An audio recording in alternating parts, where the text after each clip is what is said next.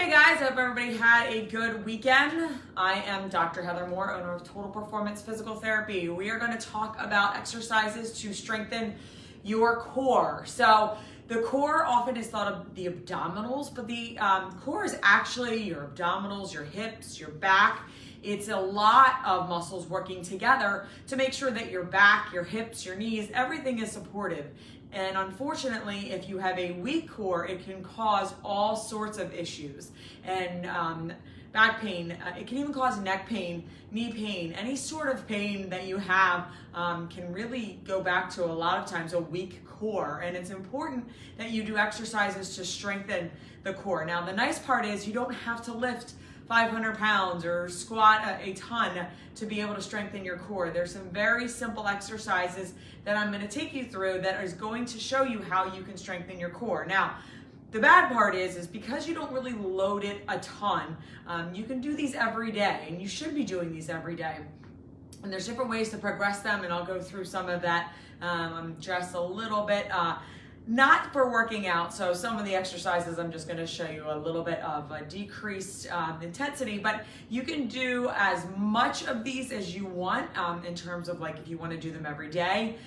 You can increase the time that you're doing them, and that will make it also more challenging. But if you are not doing specific exercises to strengthen your core, you are not strengthening your core. Going to the gym and bench pressing or doing bicep core exercises is not strengthening your core, and it is really, really important that you keep your core strong. If you have any sort of low-grade back pain, if you wake up and you're stiff, signs that you have a weaker core. And the more you sit, the more you lay down, the weaker that core becomes. And especially if you aren't doing exercises to strengthen it, it's going to become weaker and weaker. Now also the other good part about strengthening your core is you don't need a ton of equipment. On actually everything I'm going to show you today, you don't need any equipment. So it's very easy in terms of equipment and space you need. And I'm going to show you just a few exercises right here that you're going to be able to do every day. You want to do about a 15 to 20 minute core workout a day. Even if you shrink the other exercises that you're doing, if it's a leg day or if you're going to run for an hour, if you shrink that time because you don't have an hour and 20 minutes to work out, but maybe you run for 45 minutes and you do 15 minutes of core work, that's actually going to make you a stronger runner. It's going to make you a faster runner. It's going to make you a better athlete. So it's going to make you actually able to lift more. So the stronger your core is, which is the pillar for everything, it's going to benefit everything. So let's talk about some of the exercises we're going to do today. So I'm going to start off in just a simple plank. So here's where you can start on your knees. You can go to your toes. You can start by bringing one leg in. You can increase the speed and do mountain climbers. But this simple plank, and I know a lot of people don't like planks, but this is where you can start strengthening your core. This is going to get your hips. This is going to get your stomach. This is going to get some of your back. Okay, it's important that you're not doing this, all right? But you're holding it steady. If you can't go on your hands, you're going to go on your elbows, and you can hold that there. Yeah, same thing. You can start on your knees, wherever you want to go. You want to try and hold that for a minute.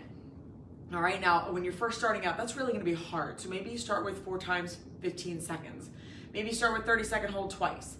But you want to make sure that you're doing that for at least 3 minutes. So if you can hold it for all 3, great. If you need to break that up, that's fine too. Next thing we're going to go through is a side plank. So you're going to either be on your hand, you can stagger your feet, you can stack your feet. Okay, you can be on your knees. You can be on your elbow. Okay, this is the easiest position. This gets a little harder. All right? Stacking your feet or having your feet side by side, a little bit harder. Stacking your feet, a little bit harder. Lifting your leg, a little bit harder. Again, you want to try for that minute hold, and you want to try 3 times. If you can't do that, then you can start by just holding it for 15 seconds. If you're here and you can't even hold it for 15 seconds, that's okay. You can just go up and down until you're able to hold it. The one thing you don't want to do is be turned like this. This is not a side plank. All right? Now we're going to go into a reverse plank. So all you're going to do, again, if you're struggling, you can bend your knees and just push your butt off the floor. Okay, as you get better, I guess you could start on your elbows and do that. And then you can go to your hands. As you get stronger, you can straighten your legs out. Okay, and then push your butt off the floor. You can lift one leg up. Looking for that same time, 3 times 1 minute holds. Okay, you can lift one leg off the ground. There's several variations to make that more challenging. Most people can't do 9 minutes of planks, so let's start off with the easiest and work our way up.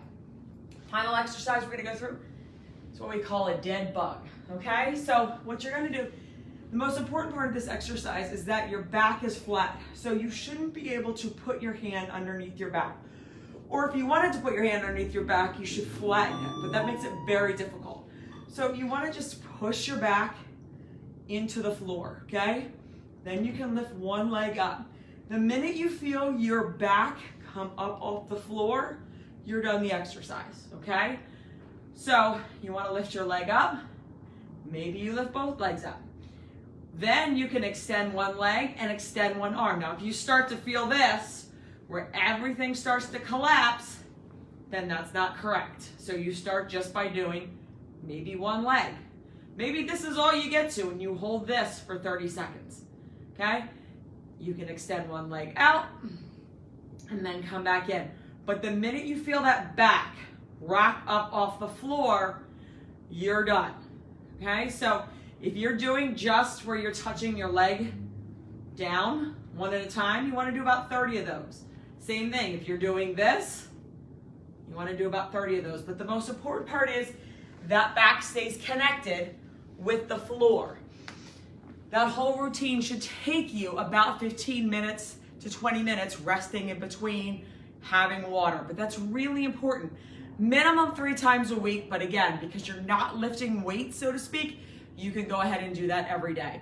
If you or someone you know is suffering with pain and wants a free consultation with a doctor of physical therapy, all you have to do is call our office at 215-997-9898 and we'd be happy to get you in. Thanks and have a good night.